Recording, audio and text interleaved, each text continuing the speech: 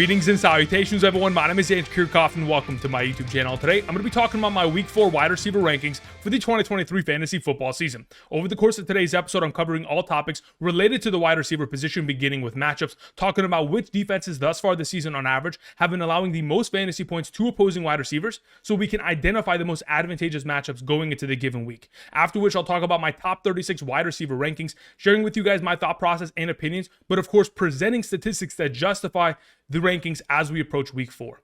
Now, even though I'm talking about 36 wide receivers individually, there are potentially 48, maybe 50 wide receivers that deserve to be on today's list. There's so much consistency at the wide receiver position thus far this season that you can make an argument for so many more wide receivers to be in the top 36. And in comparison to the running back or tight end positions, I mean, just the high upside that the wide receiver position has presented already thus far this season makes it very difficult to rank these players. So there are going to be players that have been snubbed over the course of today's episode. Just keep that in mind. For those of you who are trying to stay up to date on my latest rankings, I'll have updated rankings on Sunday morning, as we'll be live streaming from 6 a.m. to 10 a.m. Pacific Standard Time. Of course, there's an early London game, so be sure to join us. If you guys have not yet already, again, we're making daily fantasy football content for the entirety of the season for the singular purpose of trying to help you win a fantasy football championship. So help us get to our goal of 80,000 subscribers. Subscribe to the channel and stay up to date on my latest rankings at all positions so that we can help you win a fantasy football championship. Also, a reminder, anything that I mentioned in terms of statistics over the course of today's episode are for a half PPR scoring format, meeting everyone in the middle, whether you do play in a standard league or a full PPR league. Outside of that, additionally, another way to stay up to date on my latest content is to go ahead, travel down to the description of the video while you're, of course, checking out the timestamp, subscribing to the channel, clicking the like button, and also check out Underdog Fantasy. If you sign up today using code Andrew and make a first-time deposit minimum of $10, not only are you going to get a first-time deposit match up to $500, you're also going to get my rankings sent to you every single Sunday morning from my email directly to yours. Be sure to check your spam folder. That includes by position, quarterback, running back, wide receiver, tight end, kicker, and defensive rankings, flex rankings, half PPR, full PPR, all of that encompassed every single Sunday morning, so that you, regardless of what you're doing on Sunday mornings, have my rankings and have an advantage for the remainder of the season. Also, at this current moment in time, we have another Sunday 100K play where you can go ahead, put George Pickens within one of your pick'em slips via Underdog Fantasy and potentially win yourself $10,000. For those of you who are wondering if you're eligible, be sure to go ahead, check out the map to the right side of the screen based on your eligibility of your location and your age. You can go ahead, draft responsibly, put together some pick'em slips via Underdog Fantasy, and of course, support the channel using code Andrew. Thank you very much. All right, let's talk about matchups going into week 4 at the wide receiver position. It's very clear that for another consecutive week, we have the Los Angeles Chargers at the top of this conversation, as they've taken on some pretty tough matchups, but overall, their secondary, they really can't stop anybody.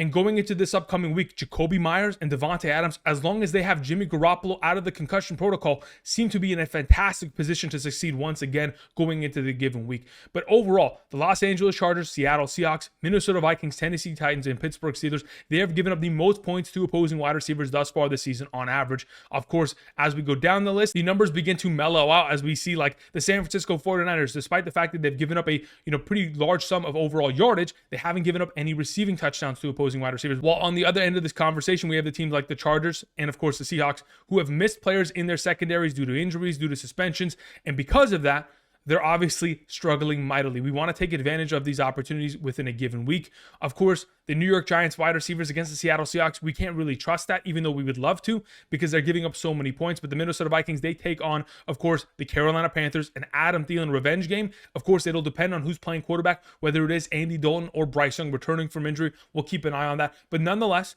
just wanted to go ahead and present some of the better matchups in terms of going into week 4.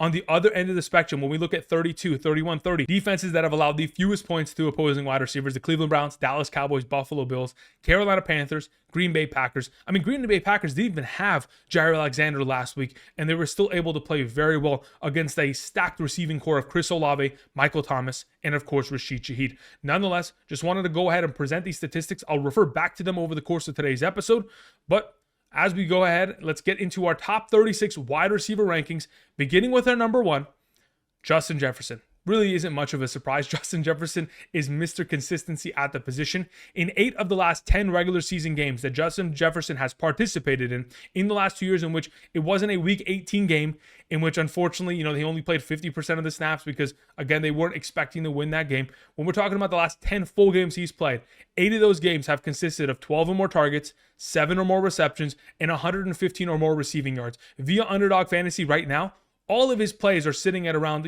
101.5 receiving yards. Like, those numbers are automatic smashes, and that's what we went ahead and took advantage of last week, and we'll once again take advantage of that going into this upcoming weekend's game against the Carolina Panthers. They are once again missing J.C. Horn. He is on the injured reserve, their primary number one cornerback, and even though this team hasn't given up a lot of points to opposing wide receivers, they haven't taken on Justin Jefferson this season.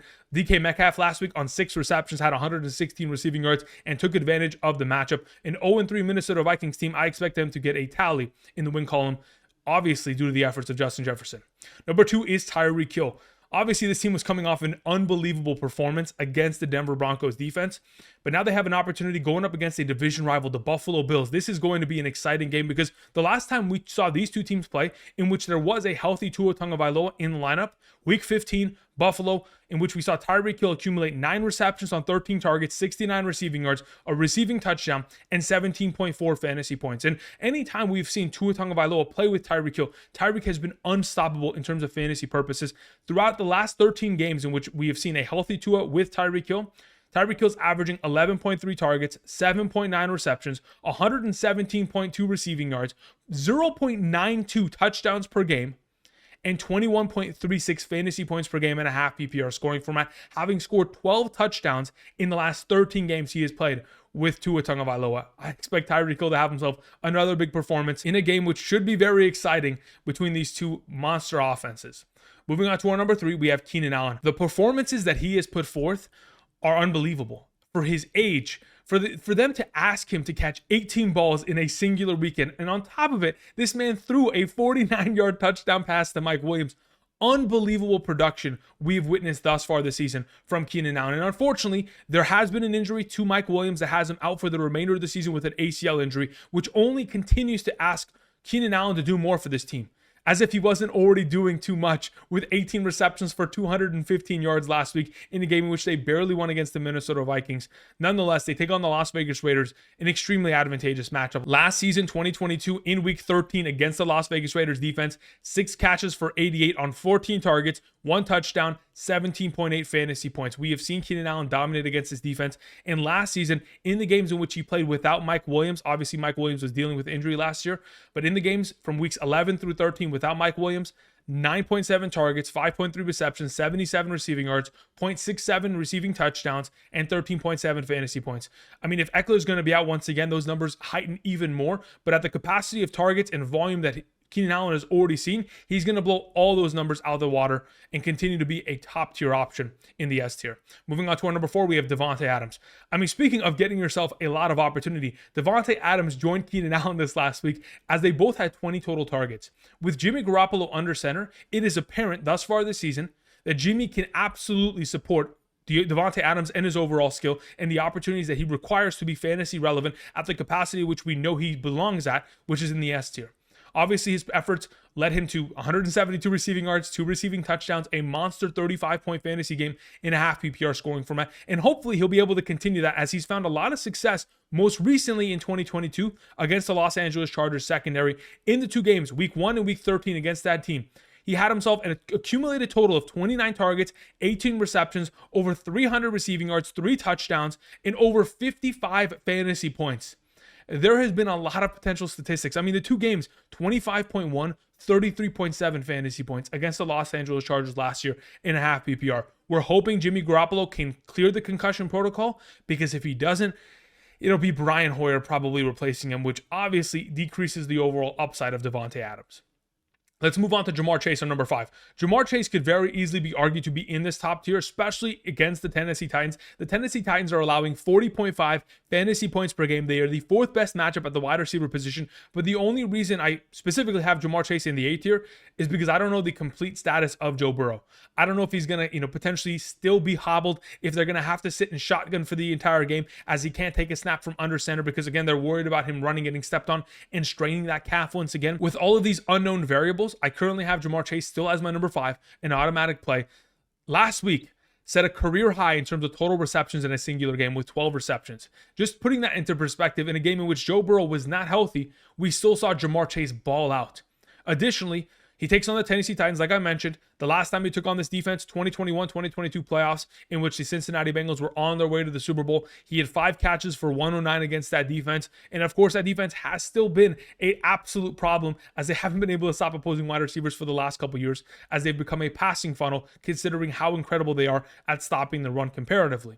Now, ultimately, as you guys can see on screen, based on next-gen stats, overall routes that Ja'Marr Chase ran, he was running routes that honestly were close to the line of scrimmage. Quite frankly, he was running toward the boundary for the entirety of this game. Unless he was lining up in the slot position, he was running towards the boundary. He was running out routes for the entirety of the game. You can just look at the route tree. They're identical on both sides. They wanted it to be easy receptions and, of course, completions for Joe Burrow so that Ja'Marr Chase could make plays after the catch, and he absolutely did so. Going forward, of course, we know what Ja'Marr Chase is capable of, and as long as they continue to get him highly incorporated within this offense, an automatic play for us going into the given matchup.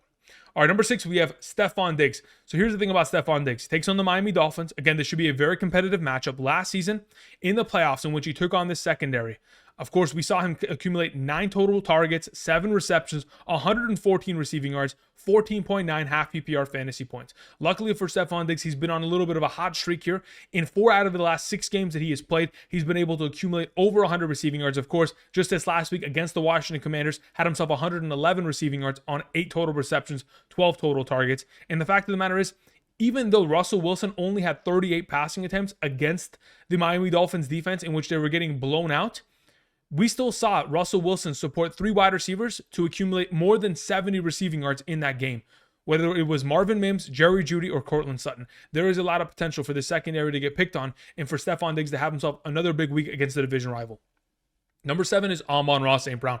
Amon-Ra St. Brown, again, he's one of the more talented wide receivers in the National Football League. He obviously looks healthy, coming off a week in which he had 9 receptions for 102 receiving yards. That's consecutive games of over 100 receiving yards. And to be honest, in 21 of his last 23 games in which Amon-Ra St. Brown has been healthy and played 70 or more % of the offensive snaps, this man has gotten himself 6 or more receptions. 21 of the last 23 games. An unbelievable number, and it's only going to continue as he is the vital receiving threat within this offense, as we saw Marvin Jones and Josh Reynolds both this last week not even accumulate a single reception for that offense. Pretty ridiculous to say the very least, but again, the Atlanta Falcons secondary, specifically, guys like AJ Terrell, they're pretty good on the outside. Nonetheless, he takes on the Green Bay Packers. Last season in the 2 games against the Packers, didn't find the most overall upside, 7.5 and 7.9 fantasy points. Ultimately, did get opportunity, 9 targets in each of those 2 games, but overall in terms of production, 4 catches for 55, 6 catches for 49. We're hoping for more upside in the given week.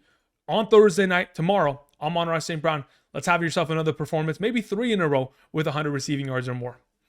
Number 8, we have ourselves CeeDee Lamb. CeeDee Lamb takes on Bill Belichick in the New England Patriots defense. The last time he had the privilege of taking on Bill Belichick was 2021 Week 6, in which he accumulated 9 receptions, 149 receiving yards, 2 receiving touchdowns, and 31 plus fantasy points. And I can guarantee you that Bill Belichick has not forgotten about that. He's probably watching film on that game right now. And he's only going to continue to try to scheme up a way to force the ball away from CeeDee Lamb going into the given week. We've seen it in the last 2 weeks. Bill Belichick has utilized Christian Gonzalez on Tyreek Hill and Garrett Wilson, and he's played very well in terms of man primary coverage against those 2 wide receivers, which we know are both very talented in the National Football League. That being said, all of the Joneses in the secondary of whether it's Jack Jones, Jonathan Jones, there's another Jones on the secondary for the New England Patriots, they're all hurt. Their secondary is battered and injured, and if in fact CeeDee Lamb can find himself a couple opportunities here and there where he can break away from Christian Gonzalez, the rookie cornerback, and find himself a couple opportunities here, he should have himself a masterful week. Moving on to our number 9, we have A.J. Brown. Again, A.J. Brown, all he needed to do is complain on the sideline, and just 1 week later, he has the 2nd most targets he's ever had in his career with Jalen Hurts. The last time he had more targets was against Chicago in 2022, 16 targets compared to his 14, of course, on Monday Night Football. On top of it, thus far this season, he's commanding 50% of the overall red zone targets within that offense. And even though on Monday night he wasn't able to haul in that receiving touchdown, dropped one, to be totally honest, he's still going to see those opportunities as we progress. The fact of the matter is, associated with a top-tier offense, against the advantageous matchup taking on the Washington Commanders. Again, week 3 of last year, we saw him accumulate 5 receptions, 85 receiving yards, and a receiving touchdown in the given matchup. In week 10, wasn't as successful as the offense sputtered, turned over the ball far too often, and honestly just weren't themselves as they lost to the Washington Commanders in that overall game. Nonetheless, I'm expecting this team to continue their momentum, 3-0, trying to make it 4-0 against the division rival who did not play well last week, got completely shut out for a majority of that game as Sam Howell was pressured for the entirety of that game, threw 4 interceptions. Imagine what the Eagles defense line is going to do to him.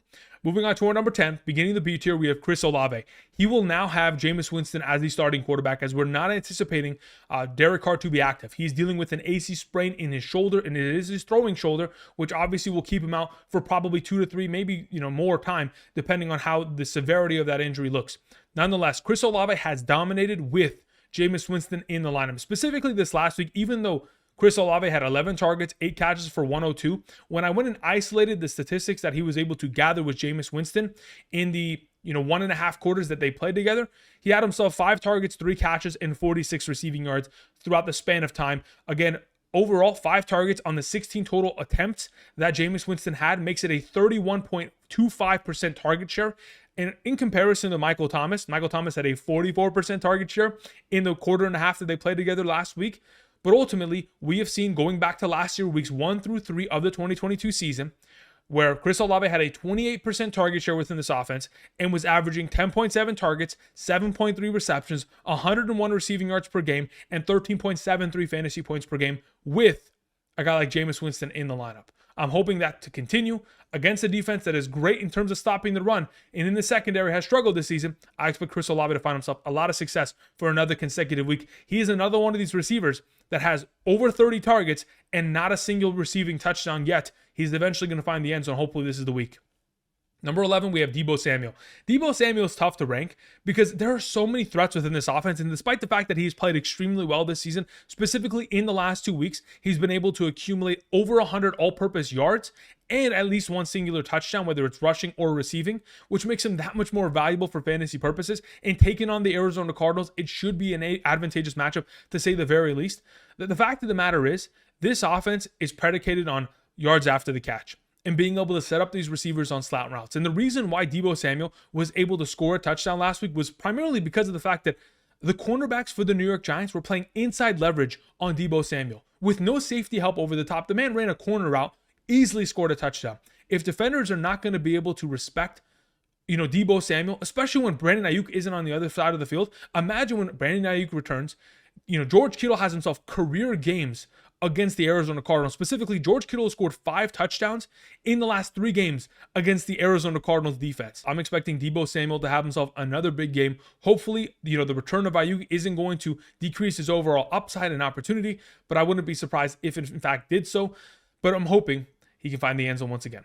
Moving to our number 12 to close out the wide receiver 1 conversation, we have DK Metcalf. DK Metcalf on another incredible week. Obviously was dealing with the rib injury in week 2. Didn't have himself an overall great performance, but we go ahead and we enter week 3 and we found ourselves over 100 receiving yards against a great secondary and obviously took advantage of the fact that JC Horn was not active. Now you take on the New York Giants secondary, and like I mentioned just a moment ago with Deebo Samuel, if they're not going to respect these number 1 wide receivers on the outside and they're going to leave their rookie cornerbacks in man-to-man coverage, DK Metcalf's going to have himself a monster game. Specifically, if you go back to last year against this defense, the Seattle Seahawks week 8 against the New York Giants, we saw DK Metcalf 10 targets, 6 catches, 55 yards, and a touchdown for 14.5 fantasy points. I'm expecting another big performance here against inexperienced secondary members. Our number 13, we have DeVonta Smith, the Slim Reaper. DeVonta Smith, even though he didn't have himself a great week on Monday, ultimately the question is he fully healthy? Is that hamstring injury that he's been dealing with going to continue to plague him? And if he can get himself to a full participation of practice by the time we get to Friday, I think that there is a very good chance against the Washington Commanders secondary that DeVonta Smith can find himself success, because in the last 2 career games he's played against them, week 3 and week 10 of the 2022 season, this man has accumulated 26.9 fantasy points and 10.9 fantasy points, scored a touchdown in each of those games, had 6 or more receptions in each of those games. So we're anticipating DeVonta Smith to have himself another major week here, alongside of course, AJ Brown, DeAndre Swift, and Jalen Hurts, who continues to find himself yoinking touchdowns on the 1-yard line. Our number 14 is Amari Cooper. If Deshaun Watson can continue to play at the level which he did in week 3, we're going to get back to seeing the 2020 Deshaun Watson. Deshaun Watson was 27 of 33 passing against the Tennessee Titans secondary. 82% passing completion percentage. That is the best game he has ever played with the Cleveland Browns. And the reason that is so important is because, quite frankly, this is a guy that has been 50% passing completion percentage throughout his tenure with the Cleveland Browns thus far. And if you're going to begin to find yourself far more, consistency at the quarterback position, even without the running game being intact without Nick Chubb, there is a lot of upside for a guy like Amari Cooper, who in the last 2 weeks has been extremely consistent, where he has been dealing with a boatload of injuries over the course of the last couple weeks, still playing well, takes on the Baltimore Ravens secondary. Their secondary has been giving up 32.33 fantasy points per game to opposing wide receivers. They're the 10th best matchup. Marlon Humphrey has missed every single game thus far this season, and the likelihood is we're potentially going to see him miss once again, which makes Amari Cooper another automatic play going into the given week. Number 15, we have Puka Nacua. As someone who's a Rams fan and also someone who watches almost every single snap of every single week of football, the fact of the matter is I was extremely surprised to see the way that the Los Angeles Rams approach that matchup against the Cincinnati Bengals. I know that Puka Nacua only runs crossing routes, and he sits in zones in the middle of the field, pretty easy dink and dunk passes. Ultimately, you would assume that if it's free and it's open, which it was for the majority of that game, that you're going to continue to go back to him. But unfortunately, for some reason, there was a possessed thought within Matthew Stafford's head that told him, hey, you know what? Let's not take the easy yards. Let's make this difficult and let me get hit every single down because we're not going to chip block Hendrickson or Hubbard. Nonetheless, I digress. As you can tell, I'm definitely frustrated from that loss. But either way, as we approach this upcoming week, they take on the Indianapolis Colts. The Indianapolis Colts are the 7th best matchup at the wide receiver position. We've talked about it all offseason. The fact that they no longer have Stephon Gilmore and Isaiah Rodgers is certainly hurting their overall chances at stopping opposing wide receivers. I'm expecting Puka Nacua to get back on track, get himself double-digit targets, and of course, be a far more relevant fantasy option than he was in week 3. Number 16, we have Jaylen Waddle coming off of concussion protocol. The fact that they were able to score 70 points in a game without Jaylen Waddle is ridiculous. Obviously, they had themselves, a fair share of rushing touchdowns, 5 to be exact. But nonetheless, they were able to find themselves a lot of success through the air. And hopefully are going to continue that momentum against the Buffalo Bills. The last time we saw Tua Tagovailoa against the Buffalo Bills, in that game, Jaylen Waddle, week 15 of last year, had himself 3 receptions for 114 receiving yards and a receiving touchdown for 18.9 half PPR fantasy points. The fact of the matter is, with a healthy Tua, Jaylen Waddle has been incredible. In the last 14 games in which Tua and Jaylen Waddle have played together, where they've both been healthy and not left the game early due to an injury, Jaylen Waddle has been able to surpass 65 receiving yards in 12 of those 14 games, has been able to surpass 85 or more receiving yards in 9 of those 14 games. I mean, in terms of underdog potential pick'ems going into this weekend, I'm expecting him to go higher on the number, which I'm anticipating to be, a little bit lower, probably going to be in that like 68 to 70 range. We'll have to wait and see, but if and when that pops up, we're going to go ahead and smash the higher on that going into the given week. Moving on to our number 17, we have Michael Pittman Jr. Regardless of which quarterback he has played with, Gardner Minshew or Anthony Richardson, and hopefully Anthony Richardson will be returning and healthy this week, we have seen Michael Pittman Jr. and this offense be far more efficient than I ever could have imagined them being. Michael Pittman Jr. is seeing a target volume that I wanted him to, actualize with Carson Wentz, with Matt Ryan, and yet we weren't able to see that. It honestly just took a new coach to get in there and restructure this offense and get the best receiving threat on this team the ball on a consistent basis. In the first 3 weeks, he's had a base minimum of 11 targets and 8 receptions in every single game. In a full PPR scoring format, he is such a valuable prospect, especially if he's able to find touchdown upside in the given week against the LA Rams. Again, the volume of opportunity, it just leads to success in fantasy football, and we are witnessing that once again with Michael Pittman Jr. having himself a great start to the 2023 season. Moving on to our number 18, we have T. Higgins. T. Higgins dropped himself a lot of passes on Monday night, and honestly, you're going to find yourself inconsistencies of production here and there. You're coming off of a week 2 performance of 2 touchdowns, and then you have yourself a week in which you only have 2 receptions overall. It happens. Ultimately, T. Higgins is someone that is not going to be utilized in that Jamar Chase role. Like I showed earlier in terms of the next-gen stats overall distribution of routes that he ran, T. Higgins is a down-the-field threat. And obviously, Joe Burrow is not healthy enough to move the ball down there. But if, in fact, he can get himself a full week of practice and Joe Burrow is healthy for the matchup against the Tennessee Titans, one of the easiest matchups at the position, the 4th easiest to be, specifically precise, T. Higgins' last 2 games against the Tennessee Titans, 13.1 fantasy points, and last season, week 12, against that defense, 7 catches, 114 and a touchdown for 20.9 fantasy points. I'm expecting huge upside in the given week as long as Joe Burrow is healthy and ready to go.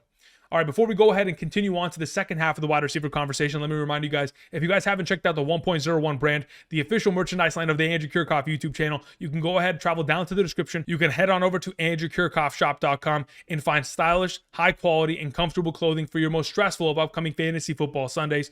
Again, considering all the support that you guys have shown me already thus far this season in terms of the merchandise, we're currently going to be offering for the remainder of the season free shipping on all products. So be sure to go ahead, continue to support. Rep greetings and salutations is greatly appreciated, whether it is one of these tie-dye hoodies, one of the regular hoodies, ball caps, shorts, beanies, all that for this upcoming season. Greatly appreciated. Thank you very much. All right, let's get into the second half of this wide receiver conversation. We have Calvin Ridley at number 19. Man, that offense has been struggling, haven't they? We have heard a couple rumors that Doug Peterson had given away his overall play calling and then taken it back in this last weekend's game in the second half. We don't know what is exactly happening, even though Doug Peterson did decline that overall, speculation or rumor. We're hoping that Doug Peterson is calling plays for this team because it really feels like that he has it. In the last 2 weeks, the Jacksonville Jaguars are 1 of 5 in the red zone. That is absolutely unacceptable. They are at the level of the Dallas Cowboys in the last couple weeks down in the red zone. And hopefully in London this upcoming week, of course, we know the Jacksonville Jaguars love to play in London. They're comfortable there. But it's primarily a revenge game for Calvin Ridley. He takes on his former team in the Atlanta Falcons. And he needs to prove to them, and he needs to prove to us, that he was worth far more than a second and fourth round pick. And hopefully for us, for fantasy football purposes, he was worth more than our third or fourth or fifth round pick, wherever you ended up getting him, depending on your league size, etc. Because in the last 2 weeks, he's been quite disappointing, but we know his skill. We know the upside ceiling of Trevor Lawrence. They've just got to actualize it and find themselves some consistency in the given week. Moving on to our number 20, we have Tutu Atwell. Tutu Atwell has played far too well for me not to rank him in this overall position. Coming off of a week in which he had himself 9 targets. Overall, thus far this season, every single game has consisted of 8 or more targets. 4 catches, 50 receiving yards, and a receiving touchdown against the Cincinnati Bengals. There were a lot of opportunities for him to make plays down the field, but unfortunately just wasn't able to find himself underneath the ball. Pretty good coverage overall from Chidobe Awuzie, primary cornerback of the Cincinnati Bengals. Nonetheless, in terms of all wide receivers in the National Football League thus far, Tutu Atwell is number 11 in terms of total air yardage. They're continuing to throw the ball deep to him, and with the opportunity of taking on the Colts secondary, allowing the 7th most points to opposing wide receivers, 34.9 fantasy points per game, I'm expecting Tutu Atwell to have himself a big performance here, and hopefully a bounce-back game for Matthew Stafford, who looked awful because the offensive line, and the coaching, don't get me wrong, it's primarily the coaching that was terrible on that Monday night game. Number 21, we have Tyler Lockett. Again, as I expect DK Metcalf to be a top 12, capacity player, there is very much so a possibility in which Tyler Lockett steals all the production and has himself the big week. Again, they're going to continue to trade off every single week, and there's going to be one of these guys that have big games. And when you go back to last season's game against the New York Giants, both of them were able to coexist and find a touchdown, specifically Tyler Lockett. 5 catches, 63 and a touchdown, had himself an incredible game. But as we enter the matchup on Monday Night Football against the New York Giants, the question is, can both these players have themselves big games? I'm hoping that's going to be the case. I'm hoping they both have explosive plays. Ultimately, it's just up to Geno Smith airing it out, which he's looked good thus far this season after week 1. I'm expecting Tyler Lockett to have himself a big performance against inexperienced secondary. Rookie corners makes it that much easier. Number 22 is Mike Evans. So many of you have been wondering, Andrew, where are you going to rank Mike Evans? I've already seen that in the comment section earlier this week. Mike Evans against Marshawn Lattimore is a historic. I think this is like mental tilt for Mike Evans. I know that Mike Evans is an elite wide receiver. He's a future Hall of Famer. But for some reason, anytime he plays against the New Orleans Saints, he disappears. It is ridiculous, regardless as whether it's been with Tom Brady or Jameis Winston. In the last 8 games against the New Orleans Saints, these are his fantasy contributions in a half PPR. 7.6, 7.9, 11.8, 1.9, 6.7, 8.4, 0.0, 8.9. In terms of the last 4 games, 2 catches for 48 and a touchdown, 1 catch for 14, 0 touchdowns, 3 catches for 61, 4 catches for 59. He has somehow, some way found himself his kryptonite, which is Marshawn Lattimore. Despite this being the case, I'm going to hope he finds the end zone for a 3rd consecutive week with Baker Mayfield, as he is truly Baker Mayfield's favorite target, and he's going to be funnel target for the majority of this game. We just got to hope that Mike Evans doesn't get himself kicked out of the game for fighting Marshawn Lattimore somewhere between quarters 1 through 4. Moving on to number 23, we have Jerry Jeudy. Thus far this season, Jeudy is playing majority of his overall snaps from the slot position, which obviously is great. It's just a matter of him beginning to kind of build momentum with Russell Wilson. Even though we saw Courtland Sutton have himself a massive week against the Miami Dolphins, ultimately Jerry Jeudy is going to find himself that upside of potential success. Jerry Jeudy specifically had himself a touchdown called back against the Miami Dolphins. There was an illegal shift prior to the snap. Otherwise, he was wide open in the end zone. He scored. And it wasn't a matter of that overall illegal shift that led to that touchdown. It's just a matter of stupid mistakes from this offense, not allowing them to have overall upside. They take on the Chicago Bears, one of the worst secondaries in the National Football League, primarily because they have a lot of injuries. Their nickel corner, Kyler Gordon, who would be covering Jerry Jeudy, is not available as he is on the injured reserve. I'm expecting Jerry Jeudy to have himself a big week here in a game which should be advantageous against his defense. Moving on to Christian Watson, number 24. I have no clue if Christian Watson is going to play. He's currently listed as questionable against the Detroit Lions this week. I don't even know how much he's going to play. I'm just expecting the Detroit Lions run-stop defense to play extremely well against the Green Bay Packers on a short week. And if that's going to take place with two of the starting offensive linemen of the Green Bay Packers out, it is purely going to be up to Jordan Love airing it out in order to find success. Thus far this season, Jordan Love has himself 7 passing touchdowns. And if Christian Watson can make a big play down the field, obviously a touchdown with his overall workload makes him a top 24 player because we know he has such high upside within the given week. But we don't know if he's going to play. We don't know if he's going to be on a snap count, a pitch count. We know that Romeo Doubs in the last 3 weeks has had himself 5, 3, and 4 receptions in each of those 3 games. So ultimately, the overall reception counts aren't high because the pass and completion percentage isn't. But if you find yourself in the end zone, you're a valuable prospect for fantasy purposes.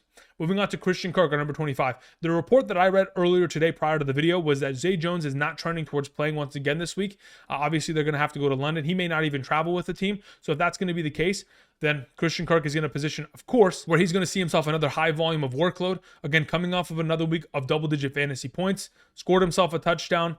As a receiving option of this team, he's continuing the show from last season, playing 70+% of the overall snaps from the slot position, that he is a huge part of this offense. And going against the Atlanta Falcons, we just saw Amon-Ra St. Brown cook this defense for 9 catches and 102 receiving yards. We're hoping for a big game here from Christian Kirk out of the slot position. Number 26 is Michael Thomas. Last week, Michael Thomas had 9 targets, 6 catches, 50 yards against the Green Bay Packers. 7 targets, 6 catches, and 50 of those yards were from Jameis Winston. Jameis Winston loves to target Michael Thomas. Michael Thomas had a 43.75% target share when Jameis Winston came into the game. 7 total targets of his 16 overall attempts.